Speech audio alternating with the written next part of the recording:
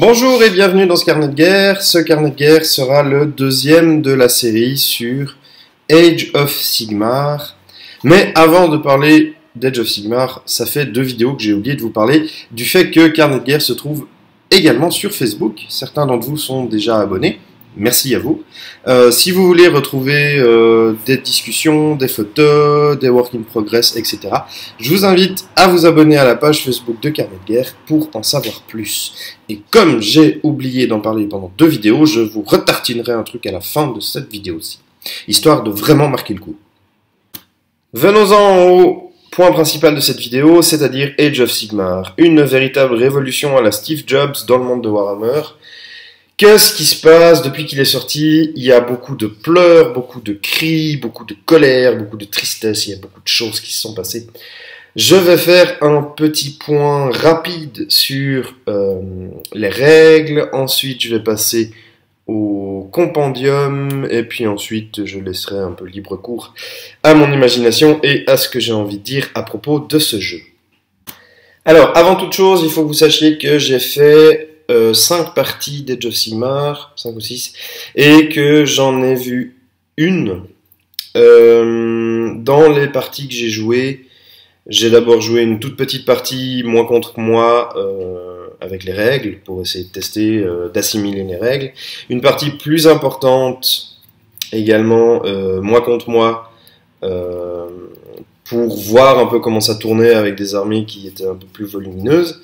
Une troisième partie où je me suis dit, bon, bah, on peut faire des trucs what the fuck, alors pourquoi ne pas tester justement de faire des trucs complètement abusés où l'unité en question a une sauvegarde de 1+, elle relance, elle touche sur 2+, relance les 1, elle blesse sur 2+, relance les 1, etc.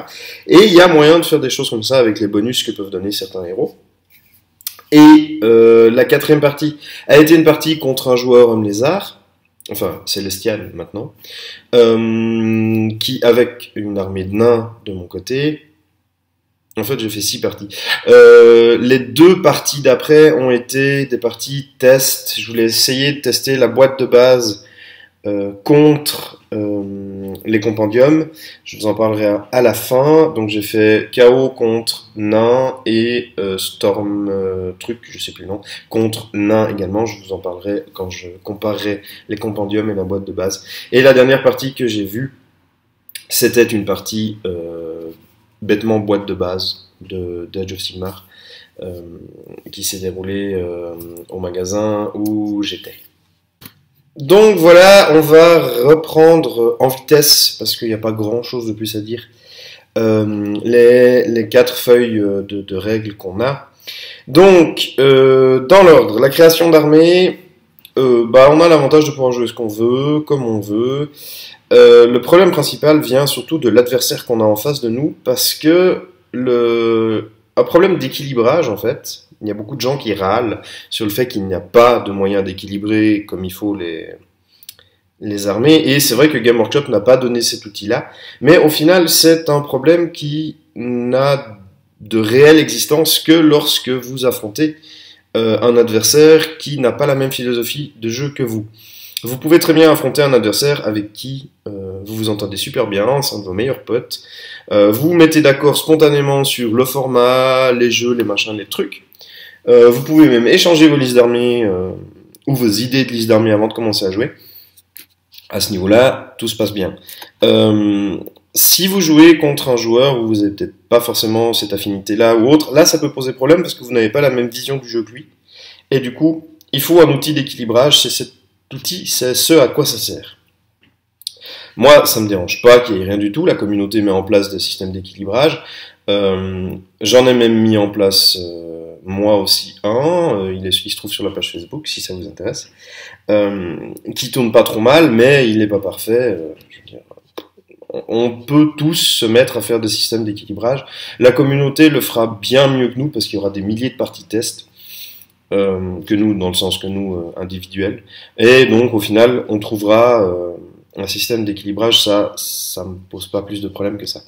Mise en place du terrain, moi j'aime beaucoup. Alors dans les jeux d'escarmouche, il faut savoir qu'il faut un terrain qui soit extrêmement riche, pas simplement juste une forêt, une colline et un bâtiment au milieu de table comme on aurait pu l'avoir pour Warhammer Battle avant. Donc les terrains où il y a beaucoup de décors, c'est des terrains qui sont vraiment agréables à jouer, c'est des terrains qui sont parfois quand même au début un peu difficiles à appréhender parce qu'ils ont tous des règles spéciales et du coup tu te dis ah attends c'était quoi celui-là et puis c'était quoi et puis machin et ben. Donc il faut poser des dés, des petits jetons, des petits machins. Mais en soi c'est assez agréable, ça apporte une stratégie nouvelle au jeu, ça apporte quelque chose de plus que simplement d'avoir une forêt qui est perdue au milieu de rien. Ça c'était pour les mises en place. Les points de victoire, alors les points de victoire j'ai trouvé que c'était même presque surfait parce qu'au final, à moins que vous décidiez d'interrompre la partie, vous table rasez l'adversaire pour gagner, ou alors votre adversaire abandonne en disant ouais, bon, il me reste 3 figurines sur la table. Voilà, c'est encore une question de calcul et de, je dirais presque de tournoi que de fait de savoir qu'est-ce que ça donne au niveau des points de victoire. C'est facile à évaluer si vous avez roulé sur votre adversaire sans prendre de perte, vous avez une grosse victoire. Si c'est l'inverse, vous avez une grosse défaite. Et puis si c'est au milieu, vous pouvez tirer sur l'égalité. On s'en fout d'avoir un... Enfin, on s'en fout. Non, c'est pas vrai parce que sinon il n'y aurait pas une polémique. Mais personnellement, je m'en tape de savoir si j'ai fait un 11-9, un 10-10 ou bien un 12-8. Quoi. Je m'en tape. Moi, ce qui m'intéresse, c'est de faire une partie qui est cool. Ça m'intéresse pas de savoir... et de me vanter par après, je me suis pété, j'ai fait un 11-9. Enfin, je veux dire, ça c'est des considérations de tournoyeur ou de calculateur. Enfin. Les objectifs de victoire mort subite, moi je les trouve vraiment sympas. J'avais peut-être pas tout à fait tilté au début, dans la première vidéo, que vous choisissez un objectif, et ensuite, si c'est un objectif où il faut tuer quelque chose chez l'adversaire, c'est l'adversaire qui choisit quelle unité. Donc ça compense le fait que vous n'allez pas pouvoir choisir le petit perso à 1 point de vie et demi qui n'a pas d'endurance, mais c'est vraiment votre adversaire qui choisira en fonction de ce qui se passe sur la table, du déploiement et autres. Voilà, tu vas devoir tuer cette unité ou tu vas devoir tuer ce perso-là. Et ça, c'est intéressant. L'objectif mort subite où vous devez être... où vous devez être près d'un décor. Celui-là, je le trouve un peu bizarre parce qu'au final, si vous vous débrouillez bien, vous pouvez déjà y être autour d'eux. Après, il faut y rester, oui, ça c'est encore un autre problème. Mais ça a tendance à tout faire converger sur un seul point de la table de jeu. Et c'est pas forcément ce qu'il y a le plus agréable après parce que c'est un gros bordel. Mais c'est un objectif qui peut être sympa une fois de temps en temps. Et le dernier point, c'est celui où vous devez avoir une unité en vie à la fin du 6e tour. Je le trouve pas particulièrement intéressant dans le sens où on peut faire mieux. Et puis si vous casez une unité en fond de table, votre adversaire va devoir crapahuter tout le long pour aller chercher cette unité-là. Et si vous avez une unité rapide, parfois c'est quand même, malgré le fait qu'il y a mouvement, charge, etc., c'est quand même parfois un peu difficile. Voilà pour les objectifs. Un petit mot rapide sur les lignes de vue pour simplement dire que, et c'est un constat que je fais là, que quand on a des lignes de vue restrictives, ça râle, quand on a des lignes de vue qui sont lâches et souples, ça râle, bref. Du coup, Game Workshop, je peux comprendre qu'il ait décidé de ne pas mettre de règles à proprement parler sur les lignes de vue. Comme dit précédemment, la communauté fera le taf si elle a envie, en fonction de ses besoins, de lignes de vue spécifiques. Là, on voit un bout de la figurine, on tire sur la figurine. Pour moi, ça ne pose pas plus de problèmes que ça. Si j'arrive pas à planquer mes figurines derrière un bâtiment ou un truc, c'est qu'elles sont pas planquées, voilà, point. Le manque de couverts quand on est dans des forêts, dans des machins, dans des trucs, ça me dérange pas, outre mesure non plus. Au final, il y a la règle de couvert qui donne une meilleure sauvegarde d'armure, enfin qui améliore la sauvegarde d'armure existante. Pour moi, ça me suffit. Je veux dire, si je suis derrière un bâtiment, on peut considérer que je suis à couvert par rapport à ce qui me tire dessus, donc j'ai un +1 de sauvegarde d'armure, point. Ça s'arrête là. C'est un facteur à prendre en compte dans le jeu, ça me dérange pas, outre mesure. Donc voilà pour les lignes de vue. Qu'est-ce qu'il y a ? Ah oui, un point très important maintenant, avant de passer aux phases spécifiques, c'est l'initiative. L'initiative, mon Dieu, ça a fait couler de l'encre, ça a fait tellement râler tout le monde. Donc qu'est-ce qui se passe avec cette initiative-là ? Le premier tour est fixe, c'est-à-dire celui qui finit de déployer en premier commence, je crois que c'est ça, enfin bref, il y a le premier joueur du premier tour et il n'y a pas de hasard, on sait qui c'est qui joue.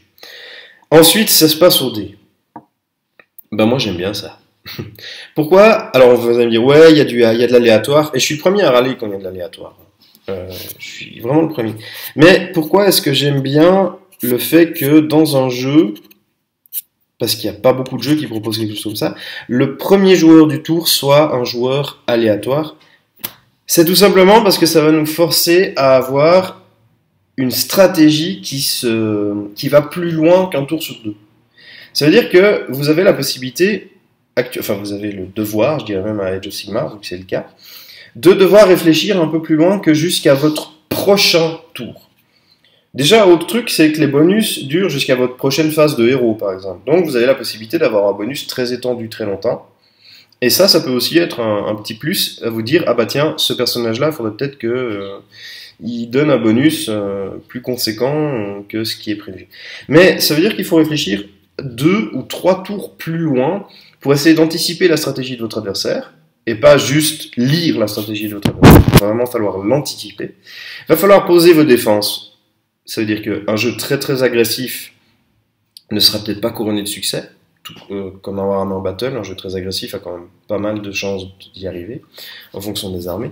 Mais vous allez, enfin, les joueurs des jeux Sigmar vont devoir réfléchir un tout petit peu plus loin que le bout de leur nez, et ça c'est quelque chose de très très bon. Ça va demander une espèce de souplesse mentale. Alors déjà la souplesse pour certains c'est difficile, mais en plus mentale c'est une catastrophe. Donc il va falloir aller un peu plus loin, et ça va devoir donner naissance à des stratégies qui sont plus complexes, qui sont plus évoluées que simplement avancer, évaluer la charge, il charge pas, oui, non, peut-être, allez, je réavance, etc. Donc il va falloir vraiment arriver à donner une autre dimension aux protections des personnages, aux protections des unités un peu fragiles, à la protection même de son... comment dire ça, de son armée, si on fait une armée défensive avec des machines de guerre ou des tireurs, etc. Ça va donner vraiment une autre dimension. Alors il y en a beaucoup qui disent oui, mais bon, 2 tours, on traverse la table, on rase toutes les unités, ça pue. Enfin, il y a plein de choses comme ça. Alors je dirais, d'une certaine façon, oui, effectivement, quand l'adversaire joue 2 tours d'affilée, c'est un bonus qu'il peut avoir. Mais n'oubliez pas que ce bonus, vous pouvez l'avoir également. Il n'y a pas de raison. Et deuxièmement, c'est contrebalancé par un certain nombre de choses qui peut intervenir dans le jeu, notamment le choix des corps à corps. Ça va dépendre principalement de vous, et pas simplement du fait que le joueur adverse va jouer 2 tours d'affilée. Mais également au niveau de certaines capacités de héros ou de certains sortilèges qui vont durer jusqu'à votre prochaine phase de héros à vous, et pas jusqu'au début du tour d'après. Donc vous avez la possibilité d'étendre les bonus et les capacités sur vos héros. Alors certes, c'est un tout petit peu minime par rapport à ce que certains crient au scandale, mais c'est des choses qui font que vous avez quand même la possibilité de, je ne veux pas dire gérer, mais d'influencer ce double tour qui est possible d'avoir. Allez, on entre dans le vif du sujet avec un petit descriptif, enfin pas descriptif, avec mon avis sur les phases. Il n'y a pas grand chose à dire par rapport à ce que j'ai déjà dit dans la vidéo numéro 1, je vais quand même juste donner 2-3 points supplémentaires. La phase de héros est une phase que j'aime énormément. Les personnages commandants sont des personnages qui prennent vraiment un boost dans le fait où ils ont des capacités qu'ils peuvent donner à leurs unités. C'est automatique, il n'y a pas de jet de dés à faire dans la plupart des cas. C'est très très bon. En plus, comme on choisit son général après le déploiement, on peut se dire, ah bah tiens, j'avais prévu lui comme général, mais sa capacité est un tout petit peu moindre. Je pense que vu la situation, je préférais un autre personnage qui va faire le général. Je trouve que c'est très très bon. Les personnages commandants ne sont plus juste des gros bourrins à taper avec leurs armes magiques. C'est vraiment très très agréable. La magie également est très très agréable. Je trouve que les 2 sorts de base sont très très bons en boost et en dégâts. Le petit D3 de blessures mortelles où il n'y a pas de sauvegarde, ça peut vraiment faire la différence sur des grosses sauvegardes d'armure, parce qu'il y en a encore, même si c'est nettement moins qu'avant. Et puis ils ont souvent un petit sort à eux, bien précis, qui est assez agréable, qui donne une orientation au magicien. Donc durant la composition d'armée, vous allez vraiment devoir choisir les magiciens que vous allez vouloir avoir avec telle unité ou ou tout proche de ces unités-là. Et je trouve que ça donne un côté très stratégique. Ce n'est plus une phase de magie qui peut renverser toute la game avec un vortex ou un soleil ou n'importe. Un truc chiant qu'on avait l'habitude de voir sur des tables de jeu. Et de même que la dissipation est beaucoup plus intelligente parce qu'il faut être à portée, il faut être à 18 pouces. Et ça veut dire que les magiciens, il va falloir les avancer un tout petit peu pour qu'ils dissipent.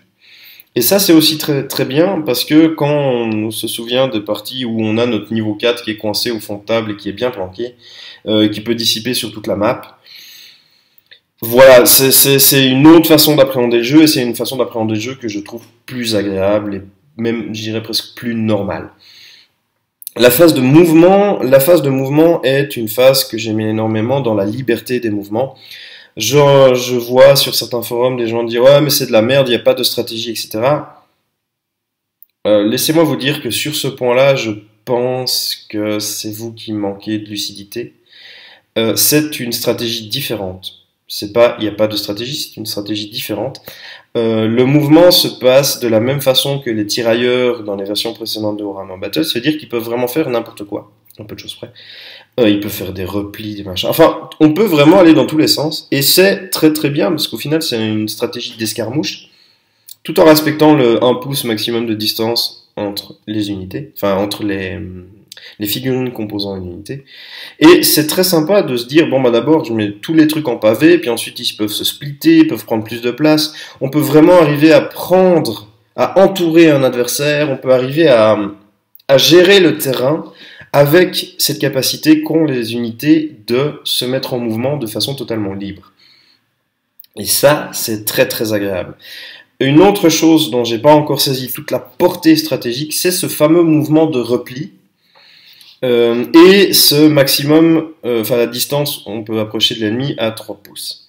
Alors, ce mouvement de repli, je trouve qu'il est très limitatif. C'est soit, si on est à moins de 3 pouces d'une unité adverse ou d'une figurine, on ne bouge plus, et on ne peut plus rien faire au niveau de la phase de mouvement, soit on se replie, mais on ne peut pas tirer, et on ne peut pas charger également.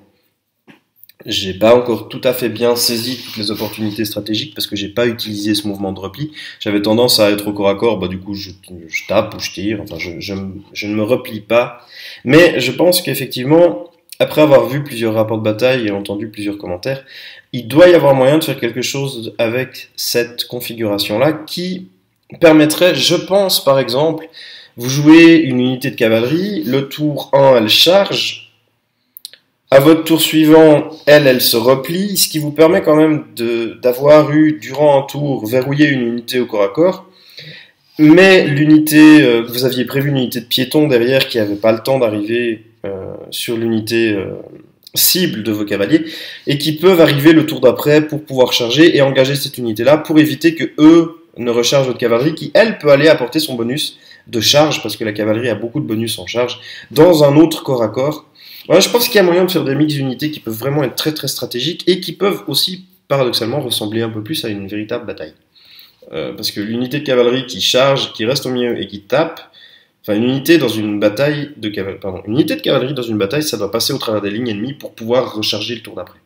Enfin le tour d'après, peu de temps après pour bénéficier de l'impact du cheval qui pèse plusieurs centaines de kilos, avec peut-être même son caparaçon, plus son cavalier qui a une arme prévue à cet effet, donc c'est-à-dire une épée longue ou une lance de cavalerie, etc. Et ça peut donner vraiment quelque chose de très très intéressant stratégiquement au niveau de la phase de mouvement.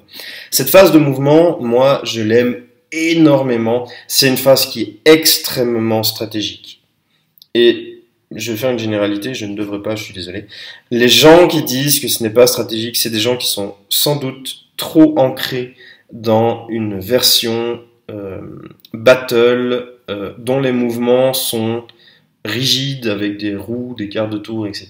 Et du coup, les habitudes ne sont pas là, ne sont pas au niveau de la ne sont pas au niveau de la liberté de mouvement. On n'a pas les mêmes habitudes, on n'a pas les mêmes façons de réagir, etc. Et du coup, je pense que c'est des gens qui ne sont pas encore passés à un mode escarmouche, si on peut dire ça comme ça. La phase de tir est une phase qui a pris un up vraiment très important par rapport à ce qu'il y avait avant. La phase de tir est devenue une phase aussi importante qu'une phase de corps à corps. Et surtout, vous avez la possibilité de faire des pertes à la phase de tir. C'est plus juste un truc anecdotique où vous dites, bon, si j'ai pas mes tirs, c'est pas grave. C'est pas très très important. C'est également une phase qui a été fiabilisée. On oublie tout ce qui est déviation, tout ce qui est machine de guerre, pardon, qui ne faisait rien du tout pendant toute une partie parce que ça dévie à chaque fois, on n'arrive jamais à rien toucher, etc. C'est une phase où les machines de guerre et les tireurs deviennent importants, ils font des dégâts.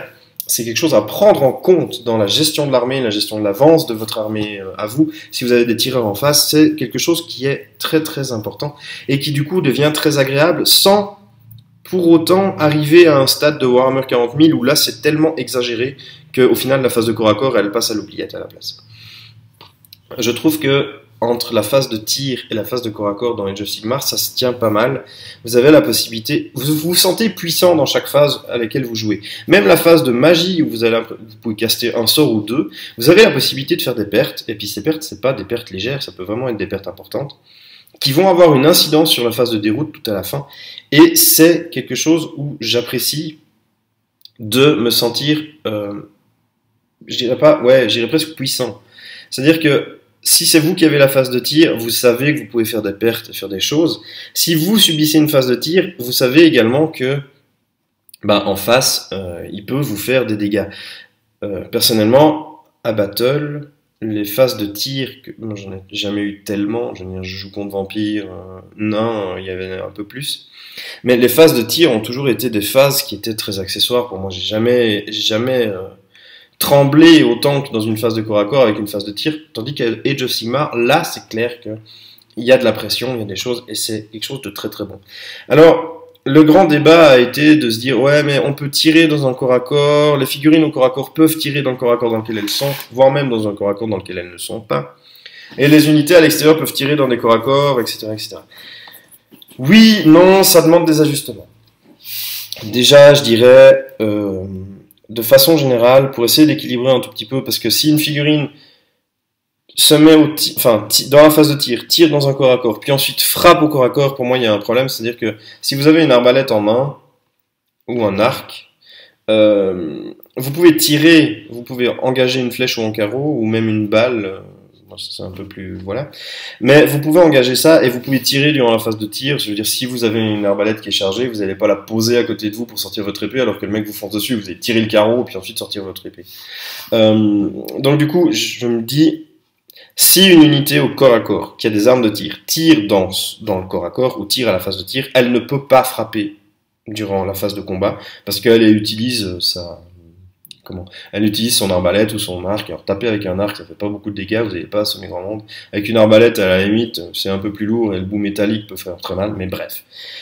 Voilà, ça c'est une idée. De même que si vous tirez avec une unité de tir dans un corps à corps où vous n'êtes pas dedans, vous devriez avoir la possibilité de toucher des alliés. Ça, une fois de plus, c'est des limitations qui n'ont pas été mises en place par Game Workshop, ou c'est des petits bouts de règles qui n'ont pas été mis en place. Il y a moyen, je pense que la communauté va faire quelque chose à ce niveau-là, voilà. Donc, j'aime beaucoup la phase de tir, il y a quelques petites choses à régler, tout comme dans la phase de héros avec les invocations, il y a quelques petites choses à régler, mais globalement, c'est assez agréable. La phase de charge, j'ai pas grand-chose à dire sur cette phase-là, je veux dire, vous chargez une unité, voilà, vous devez arriver à moins de 1 demi-pouce d'une figurine. Alors, une figurine de votre unité doit arriver à moins d'un demi-pouce d'une figurine de l'unité adverse. Jusque-là, j'ai pas grand-chose à dire là-dessus. Ça me pose pas plus de problèmes que ça. Peut-être juste une clarification sur le fait qu'on fait des charges en ligne droite et pas en zigzag, mais ça c'est vraiment pinailler pour pinailler. La phase de combat, j'aime beaucoup. Je trouve tellement agréable de se dire que c'est plus des pavés idiots où le premier rang tape, le deuxième rang essaie de passer son arme pour filer un coup de main au premier et puis le reste va se boire un thé ou j'en sais rien quoi. Mais j'aime vraiment énormément le fait d'engager un maximum de figurines dans la bataille et d'y aller à fond. On donne tout. Après tout, c'est la vie des gars. Imaginez-vous sur un champ de bataille, c'est votre vie que vous jouez. Je veux dire, si vous prenez un coup d'épée, vous êtes mort. Donc il faut y aller jusqu'au bout. Vous n'avez pas le choix. Donc on charge le plus possible avec le plus d'unités pour essayer de massacrer l'adversaire avant qu'il riposte et avoir des pertes. Et ça, c'est vraiment quelque chose que j'aime beaucoup. J'aime également le fait d'avoir une stratégie dans le choix de ses corps à corps. Comme d'abord le joueur actif choisit un corps à corps, choisit une unité qui va taper. Ensuite, le joueur, je dirais pas passif parce que c'est pas tout à fait le cas, mais le joueur à qui ce n'est pas le tour, choisit lui une unité. Mais il n'est pas obligé de choisir dans l'unité du corps à corps que le précédent joueur, enfin, que le joueur a choisi le tour d'avant. Et je trouve que c'est très agréable parce que ça peut donner des stratégies intéressantes du style, bon, il me reste 2 figurines sur ce corps à corps là, mais lui il a plus d'unités pour taper, donc elles sont safe, je peux passer sur un truc où il va me faire des dégâts si je le prends pas. Enfin, il y a vraiment tout un choix de corps à corps qui compense, comme dit précédemment, le fait que parfois votre adversaire ou vous-même pourrez avoir 2 tours de jeu d'affilée.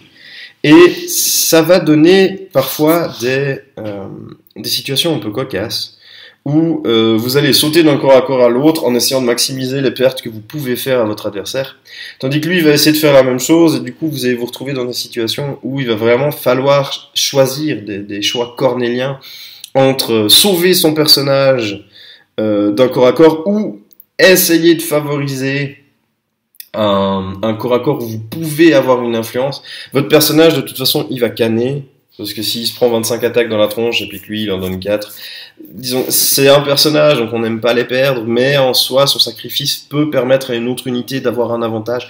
Ah, il y a des petites choses comme ça où c'est très intéressant. Moi j'ai trouvé très très agréable en tout cas de me sentir tiraillé comme ça et d'avoir des véritables sentiments dans la bataille. C'est-à-dire j'ai vraiment vécu des trucs que j'avais très très peu vécu dans une ancienne version. Enfin, je parle principalement de la V8 parce que les autres, il y avait d'autres choses, mais au niveau de la V8, j'avais pas tout ce ressenti parfois. Alors c'est clair, parfois on a envie de crier aux joies parce que notre nécromancien n'est pas mort contre le guerrier adverse, le guerrier du chaos qui tape très très fort. Mais là, il y a vraiment des choses intéressantes où j'aime beaucoup cette phase de combat qui donne une dimension un tout petit peu différente que le combat ritualisé, etc. De même qu'après un combat, si votre unité, elle bousille l'unité adverse, il n'y a pas de reformation, il n'y a rien du tout. Donc ça veut dire qu'elle est quand même livrée à elle-même au milieu de la pampa, et parfois vous êtes là, mais c'est un peu bizarre quand même. Parce qu'après elle va se prendre peut-être tous les tirs ou tous les machins, même si on peut tirer au corps à corps, voilà. Il y a des petites choses comme ça où je trouve assez agréable d'imaginer les figurines qui sont là, bon, on n'a plus d'adversaire, qu'est-ce qu'on fait? Déjà on essaie de reprendre un peu ses esprits, parce que quand vous avez le brouillard rouge qui vous arrive devant les yeux, que vous voyez plus rien, c'est pas que dans les films, hein, je veux dire, faut sauver votre vie, etc. Enfin, j'aime bien me plonger dans la bataille, et c'est assez agréable de pouvoir le faire dans un jeu comme ça. Ça c'est pour la phase de combat. Je dirais encore la phase de déroute. Alors la phase de déroute, c'est une phase où je me suis pas tout à fait rendu compte de ce qui se passait quand j'ai lu les règles la première fois, mais la phase de déroute, c'est une phase qui est complètement catastrophique, dans le sens où, suivant si vous avez eu un tour avec beaucoup de pertes ou pas, vous avez toutes vos unités qui vont perdre encore des figurines. C'est un peu... c'est une phase qui peut être apocalyptique. Vous avez votre jet de dés à faire. Alors, quand on a 10 de commandement, ça va. Quand on se met à 5 dans une unité et que vous pouvez pas dérouter, disons, de façon concrète, parce que c'est le nombre de figurines qui est perdu, c'est pas le nombre de PV. Donc, les figurines individuelles, déjà, ne déroutent jamais, ce que je trouve assez juste. Enfin, un gigantesque stégadon va pas se dire oh merde, j'ai pris 3 blessures, oh zut, il faut que je déroute vite, vite, vite. Non, il va rester sur la table et puis ce sera à vous de lui sauver la peau, c'est pas lui qui va fuir. De même qu'un personnage qui est une figurine individuelle, c'est les piliers de votre armée, c'est ceux qui motivent les troupes et les trucs dans le genre. Je trouve qu'ils déroutent pas tout simplement parce qu'ils peuvent pas se permettre de le faire. Si eux ils foutent le camp, tout le monde fout le camp.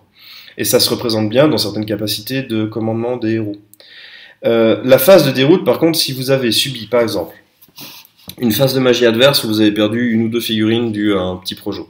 La phase de tir, vous avez perdu 3, 4 figurines parce qu'il a fait une phase de tir relativement moyenne ou qu'il n'avait pas beaucoup de tir. La phase de corps à corps, une fois de plus, vous avez encore perdu 4, 5 figurines parce que vous êtes fait charger. Vous arrivez facilement à quelque chose où vous avez perdu 10, 12 figues, plus un des 6, et la différence avec votre bravoure, votre bravery, du coup, ça va donner quelque chose de calamiteux, et toute votre unité, elle se dira mais merde, on va tous y passer, viens, on se tire, on sauve notre peau. Et ce que je trouve intéressant, c'est que vous avez là, avant, le test de panique, c'était 1 fois par phase. Super. Tandis que là, c'est vraiment, on prend en compte si vous matraquez à la magie, matraquez au tir, matraquez au corps à corps, les mecs en face, ils ont plus envie de se battre et ils se tirent. Et c'est quelque chose que je trouve, une fois de plus, très bien à prendre en compte dans dans la stratégie de vos armées, dans la stratégie de la compo d'armée, etc. De même que si vous avez la possibilité de donner un bonus de commandement qui dit vous n'avez pas de test de bravoure à faire, mais c'est très bon, parce que ça veut dire que vous pouvez vraiment choisir quelle unité, même si elle se fait pilonner, elle est quand même motivée par l'aéro, etc. Enfin, je trouve la phase de déroute est une phase vraiment super flippante, et on voit, c'est à ce moment-là qu'on peut voir si votre stratégie a été judicieuse ou pas, dans le sens où si une de vos unités subit 15 pertes, mais que vous avez senti venir le coup et que vous lui avez donné le bonus pour qu'elle ne fasse pas de jet de bravoure, eh ben vous avez vu juste, votre stratégie est bonne. Si vous avez fait par contre quelque chose d'autre, vous avez donné à une autre unité ce bonus de bravoure, et puis celle-là, elle s'est pris tous les tirs dans la gueule et tous les corps à corps, votre stratégie a juste été un tout petit peu foireuse, et vous allez en payer le prix. Et c'est quelque chose que j'aime bien. Vous avez, je dirais raisonnablement parlant, pas le droit à faire des erreurs. Et ça, c'est quelque chose que j'avais l'impression de ne plus avoir dans certaines parties autres que j'ai joué dans Warhammer Battle. Et ça fait du bien. Je dirais, ça fait vraiment du bien. Donc, voilà grosso modo pour mon avis sur Age of Sigmar. Globalement, je suis satisfait, j'aime bien ça. Ce n'est pas un jeu parfait. Je ne peux pas dire que ce soit. J'ai pas le droit de dire que c'est un jeu parfait parce que ce n'est pas le cas. Il y a quelques points où il faudrait arriver à donner. Comment dire ça? À donner peut-être une explication ou une clarification sur certaines choses. Mais c'est un jeu auquel j'ai apprécié faire mes parties. C'était vraiment quelque chose où j'ai apprécié de jouer. J'ai vraiment redécouvert quelque chose de nouveau aussi. Et ça fait du bien. Honnêtement dit, ça fait vraiment du bien. Moi, j'ai trouvé vraiment très, très agréable.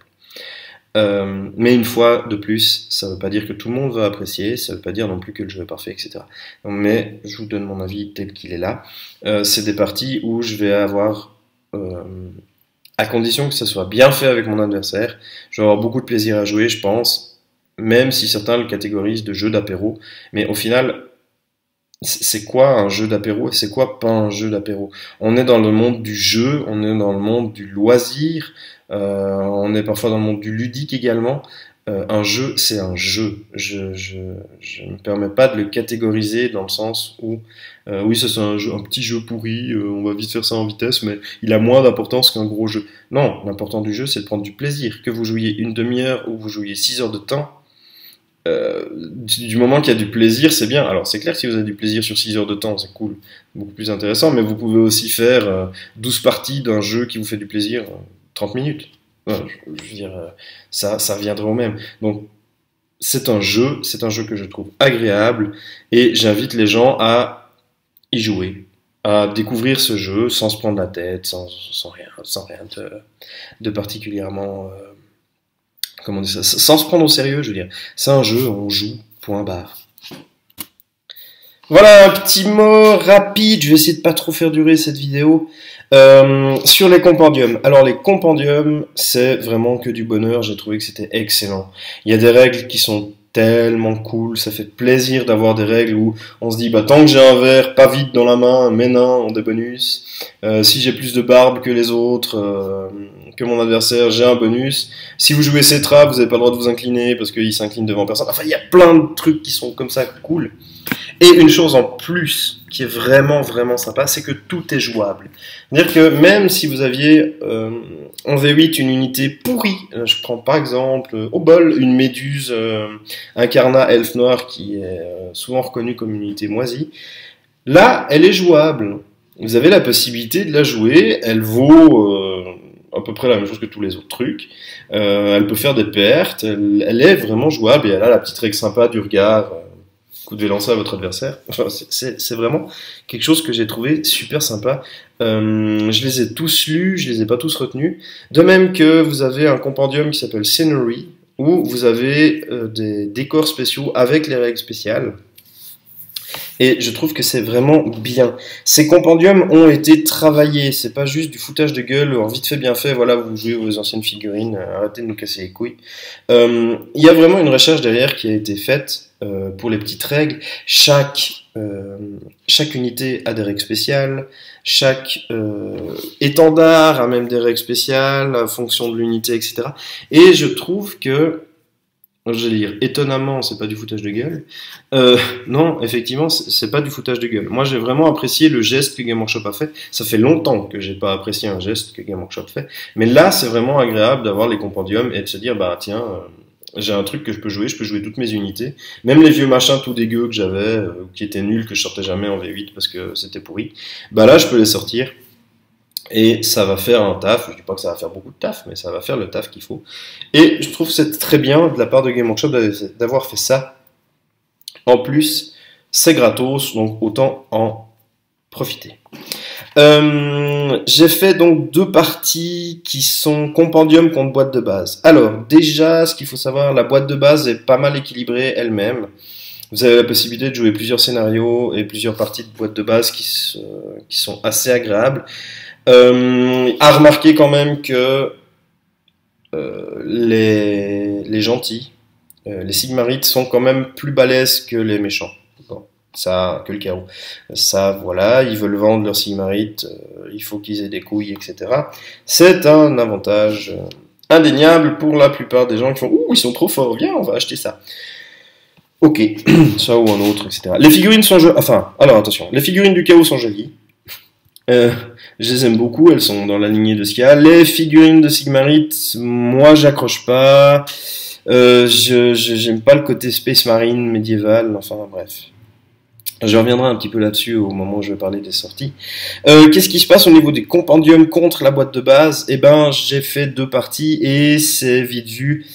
Les compendiums tiennent pas la route. Ils sont pas très... j'ai fait que 2 parties non plus, mais j'ai l'impression vraiment que les compendiums sont faits pour jouer entre eux et les sorties et la boîte de base est fait, enfin les figurines de la boîte de base sont faits pour jouer avec les futures sorties et les sorties qui sont déjà disponibles. Mélanger les deux, ça devient difficile avec peut-être un système d'équilibrage. Il y aura peut-être moyen de faire un truc, mais je sais pas. Je sais pas comment, de quelle façon, j'y ai pas vraiment réfléchi, ça m'intéresse pas plus que ça non plus. Mais je trouve que les compendiums sont quand même en dessous de ce que les nouveautés sont. Ce qui en soi est relativement logique. C'est pas quelque chose de nouveau. Je veux dire, il faut vendre les nouveautés qui sortent. Donc, il faut qu'elles soient plus fortes. Il y a pas que Game Workshop qui fait ça depuis des années. La plupart des boîtes qui font du jeu de figurines sortent des trous, et même pas que ça, des cartes aussi, ça c'est le même problème, sortent des choses plus fortes, plus badass, etc.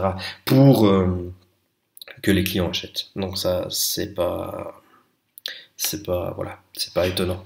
Mais je trouve effectivement vraiment que la différence est assez flagrante une fois qu'on confronte la boîte de base avec les compendiums.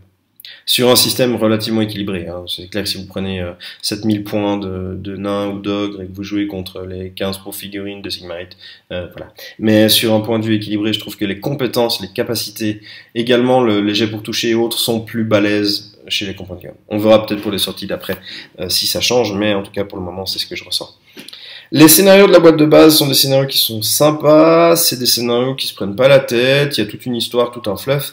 À ce propos de fluff, je ne vais pas parler du fluff pour le moment, j'en parlerai peut-être dans la vidéo numéro 3 qui aura lieu à la fin de l'année, parce que je me suis tout simplement pas suffisamment penché dessus pour arriver à vous donner un avis clair.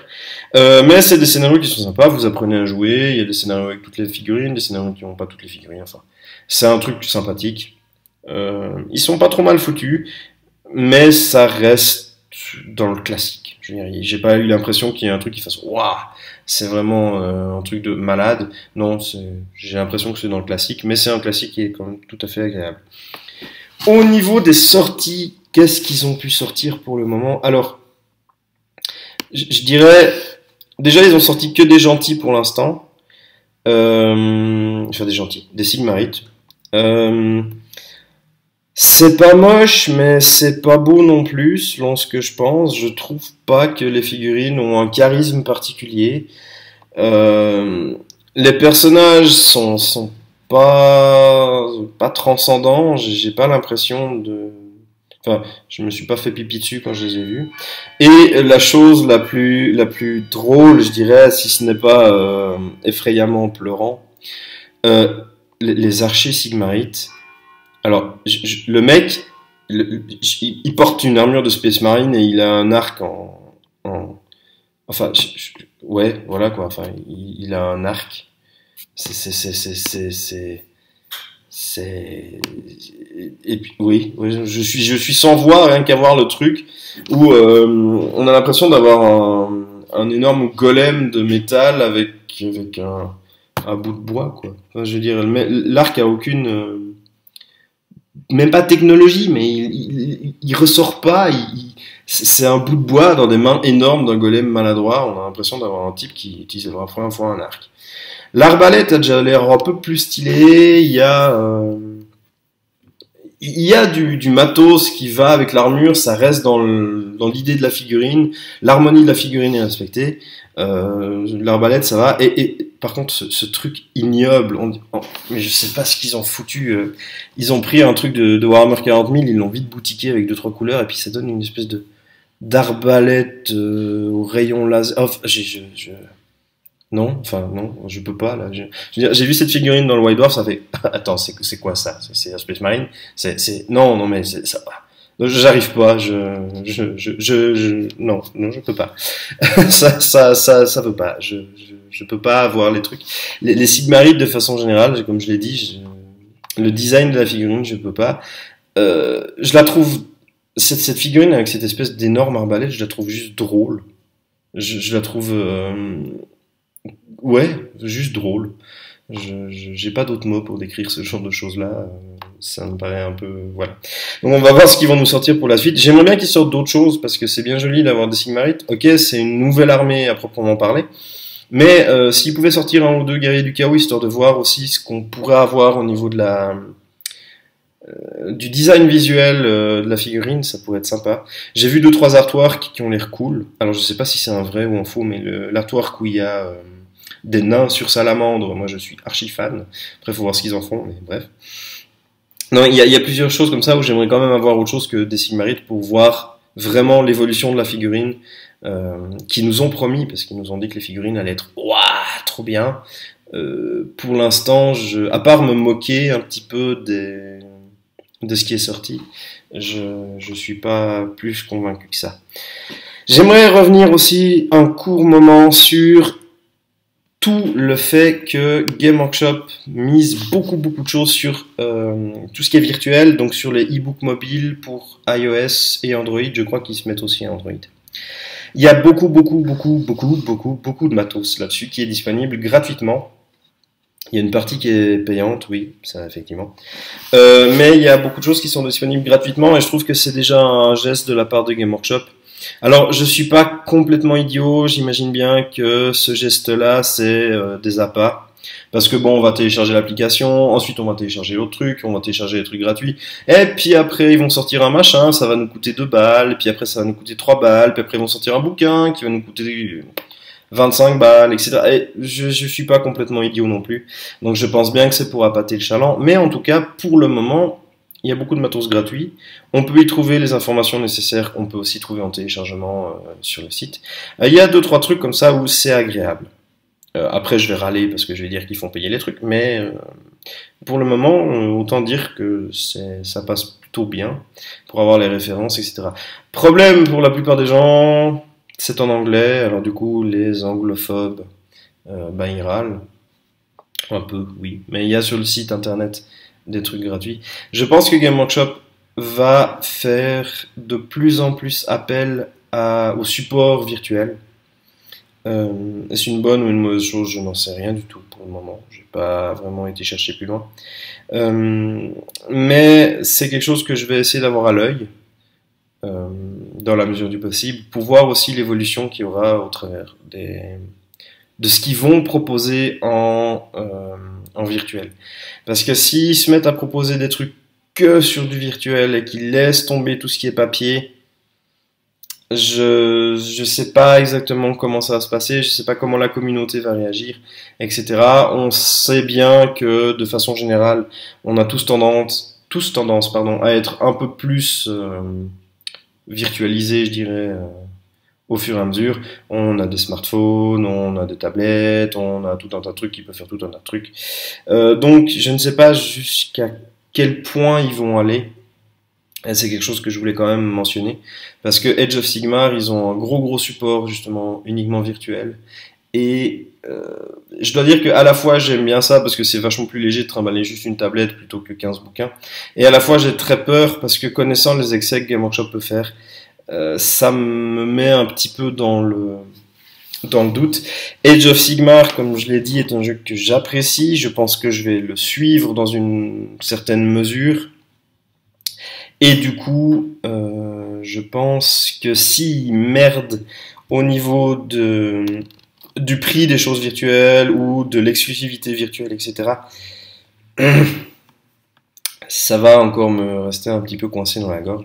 Mais seul le futur nous le dira. Et pour l'instant, je suis assez content de ce qu'il y a à disposition. On est à la fin de la vidéo et j'avais dit que je redonnerais un petit coup dedans. Voilà, donc je vais vous reparler de la page Facebook de Carnet de Guerre. Je vous mets le lien dans la description de la vidéo. N'hésitez pas à vous abonner à la page. N'hésitez pas à l'utiliser également pour communiquer avec moi. Je vais bien sûr continuer à répondre à ceux qui mettent des commentaires sous les vidéos. Mais n'hésitez pas, si vous avez envie de quelque chose, une demande particulière ou autre, n'hésitez pas à utiliser cette page pour communiquer. De même que je vais l'utiliser pour mettre plein de choses. Ça fait pas très longtemps qu'elle est disponible, donc pour l'instant il n'y a pas forcément un contenu particulièrement waouh, mais pour avoir 2-3 photos, pour voir des work in progress, pour aussi être au courant un peu plus régulièrement de ce que je compte faire au niveau de la chaîne, ça peut vous intéresser peut-être de savoir quels sont les futurs projets en cours. N'hésitez donc pas à vous abonner, n'hésitez pas également à partager les vidéos si ça vous a plu, si ça vous a intéressé. Je vous remercie en tout cas de me suivre depuis que j'ai commencé à faire ces vidéos. Ça me fait très plaisir de pouvoir discuter avec des gens ou d'arriver quelque part et de dire voilà, c'est moi qui fais Carnet de Guerre, puis les gens font ah ouais, c'est cool, j'ai bien aimé ci, j'ai bien aimé ça, ou j'ai pas aimé ci, ou j'ai pas aimé ça. Vous avez le droit aussi de dire si vous n'êtes pas d'accord avec moi, je vais pas vous mordre. Donc voilà, n'hésitez pas à utiliser les moyens mis à disposition pour communiquer, pour discuter, même de trucs qui vous paraissent pour vous importants ou peut-être anodins pour certains, etc. Non, n'hésitez pas, je suis toujours très content d'échanger avec les gens. Alors jusqu'à la prochaine vidéo, eh bien, que les dés soient avec vous.